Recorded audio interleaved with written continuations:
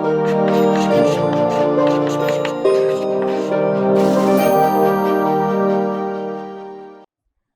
Friends, हम लोगों ने पिछले वीडियो में मोनोपोली को पूरी तरह से समझ करके डिस्कस कर लिया था। पिछले कई वीडियोस में समझा था।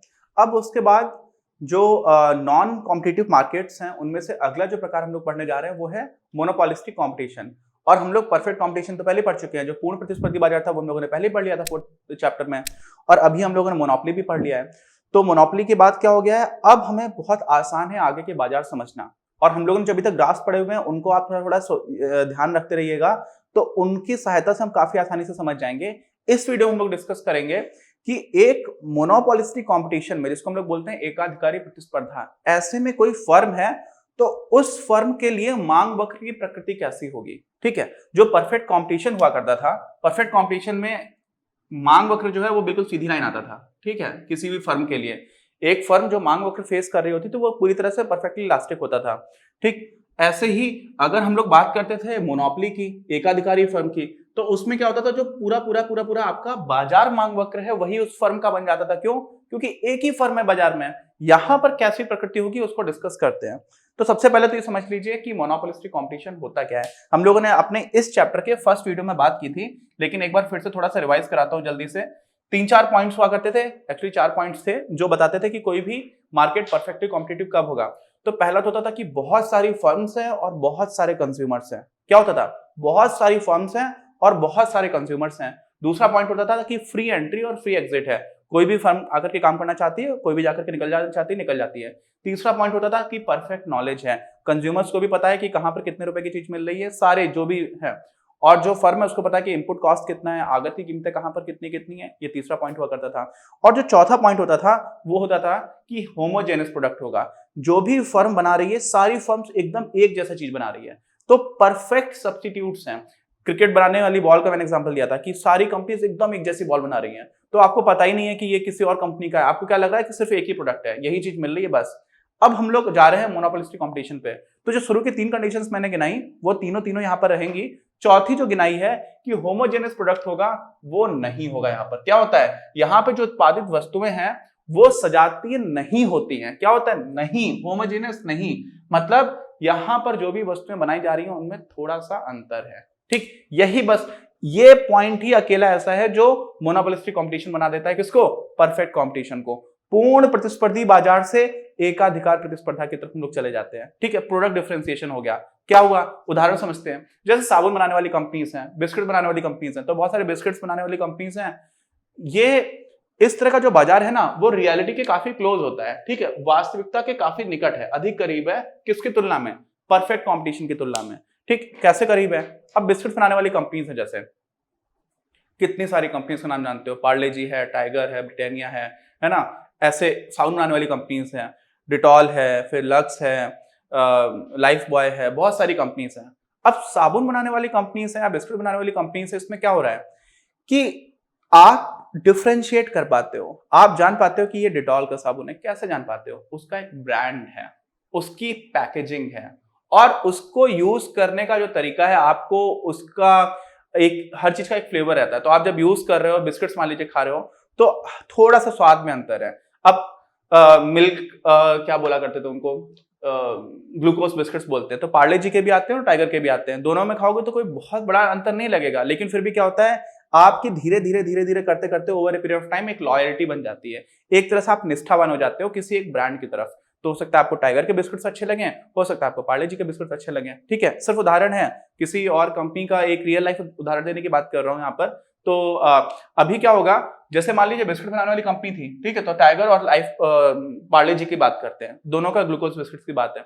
अब ग्लूकोज बिस्किट में क्या होता है ना, आप टाइगर बिस्किट देखते हो तो उसमें आपको ब्रांड नेम अलग दिखता है, उसकी पैकेजिंग थोड़ी अलग होती है, और उसका स्वाद भी थोड़ा सा अलग होता है। ठीक है, एग्जैक्टली सेम तो होता नहीं है। टाइगर और पार्ले जी आप ग्लूकोज बिस्किट खा करके देखिएगा कभी, तो होगा क्या, हो सकता है कि नहीं नहीं हमारे यहाँ तो पार्ले जी आता है, कोई बोलेगा नहीं नहीं हमारे यहाँ तो सिर्फ टाइगर बिस्किट ही आता है। ठीक, अब ऐसी स्थिति में अगर पार्ले जी अपना दाम बहुत ज्यादा बढ़ा दे, क्या कर दे, बहुत ज्यादा बढ़ा दे, तो कुछ लोग हो सकता है फिर भी बच जाएं जो बोले नहीं हमें तो पार्ले जी ही चाहिए अभी भी।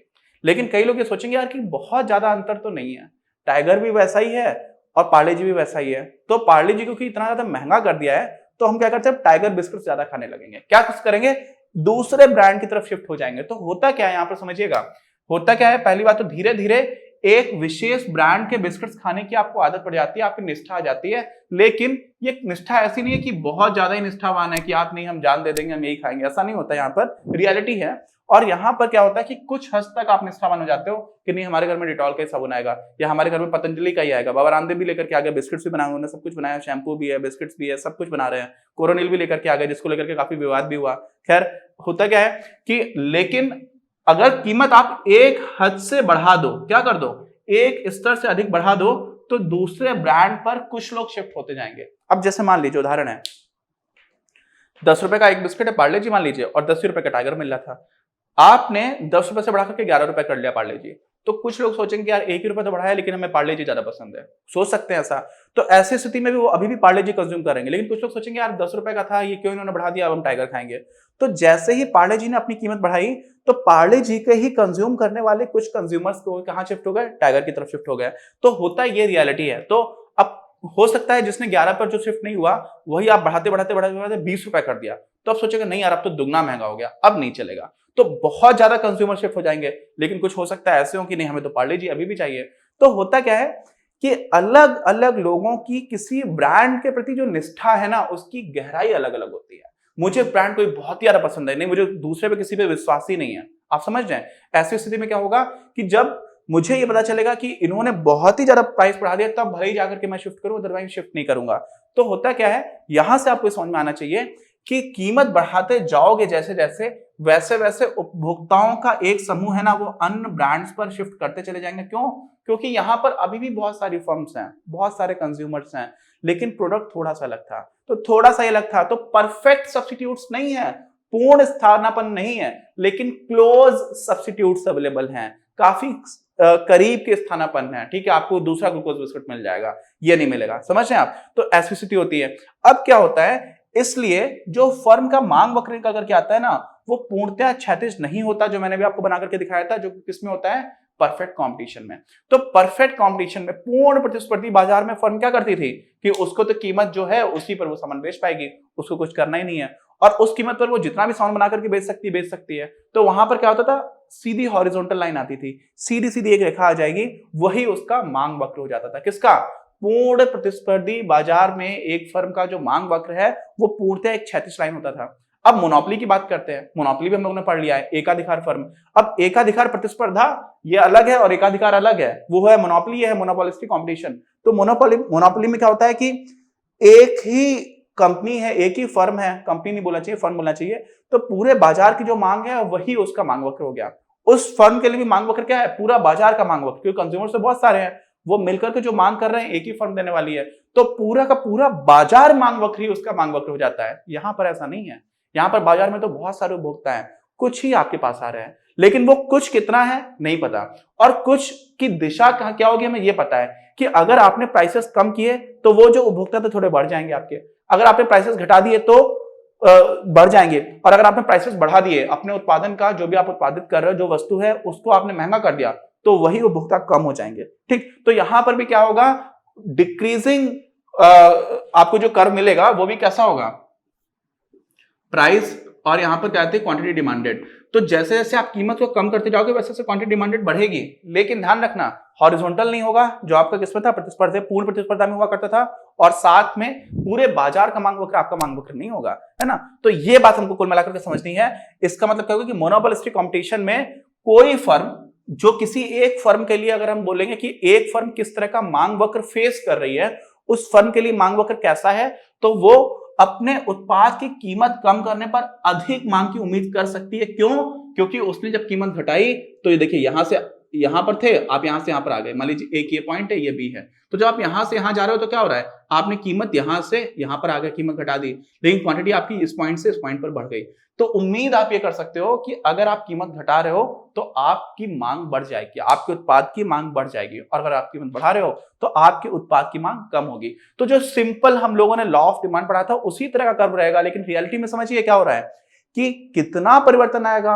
अगर आपकी ब्रांड लॉयल्टी बहुत ही ज्यादा है तो लोग बहुत कम शिफ्ट होंगे, आप कीमत बढ़ा दोगे फिर भी, तो कितना इलास्टिक होगा। हम लोगों ने इलास्टिसिटी पढ़ी थी, लोच कितनी, मांग वक्र की लोच क्या होगी। तो अगर ब्रांड लॉयल्टी बहुत ही ज्यादा है, कि नहीं यही ब्रांड का हमें सब कुछ यूज करना है, तो फिर क्या हो जाएगा, तो मांग वक्र में आप कीमत बढ़ाओगे, उसके बाद भी आपकी मांग पे ज्यादा फर्क नहीं पड़ेगा। लेकिन अगर लॉयल्टी बहुत कम है तो क्या करोगे आप, थोड़ी भी कीमत बढ़ाओ, कम जैसे बढ़ाया आपने तो लोग दूसरी मांग पे शिफ्ट, दूसरे तरह के जो ब्रांड्स पे शिफ्ट हो जाएंगे। तो हम लोगों ने ब्रीफ में जो बेस है बना लिया किस चीज का, कि ऐसी स्थिति में जब मोनोपोलिस्टिक कंपटीशन की हम बात करेंगे तो उस स्थिति में मांग वक्र हमारा कैसा होगा हमको समझ में आ गया। अब हम तुलना ये करेंगे कि संतुलन जब होगा, संतुलन में क्या हम लोग देखते थे कि इक्विलिब्रियम प्राइस क्या रहेगा और इक्विलिब्रियम क्वांटिटी क्या रहेगा, उसको देखा करते थे। हम यहाँ पर ग्राफ्स नहीं बनाएंगे, हमारे सिलेबस में नहीं है, लेकिन हम क्या करेंगे, हम तुलना करेंगे कि परफेक्ट कंपटीशन, पूर्ण प्रतिस्पर्धा के तुलना में यहाँ पर प्राइसेस ज्यादा होंगे, जो संतुलन प्राइस है, जो इक्विलिब्रियम प्राइस है वो ज्यादा होगा या कम होगा, या और साथ में जो इक्विलिब्रियम क्वांटिटी है वो कम होगी या ज्यादा होगी। इसको हम लोग देखेंगे अपने अगले वीडियो में। और बाकी कोई डाउट हो तो प्लीज कमेंट बॉक्स में लिख करके बताइए। कोई और भी समस्या अगर आपको आ रही है इस चैप्टर में तो आप पुराने वीडियो को जरूर रिवाइज करिएगा, क्योंकि वो पूरा एक फ्लो में सब कुछ बनता चला रहा है। तो मिलते हैं हम लोग अपने अगले वीडियो में। और चैनल सब्सक्राइब नहीं किया तो प्लीज सब्सक्राइब कर चैनल, बाकी लोगों के साथ शेयर करिए, वीडियो लाइक करिए अगर पसंद आया, और बेल आइकन दबाना ना भूलिए, जिससे कि हमारा कोई भी नया वीडियो आता है तो आपको मिल जाए। और कुछ स्टूडेंट्स कभी वीडियोस को सर्च करने में कंफ्यूज हो रहे हैं, तो हमारा जो चैनल है उसमें सबसे पहले होम टैब होती है, फिर वीडियोस होती है, फिर प्लेलिस्ट होती है।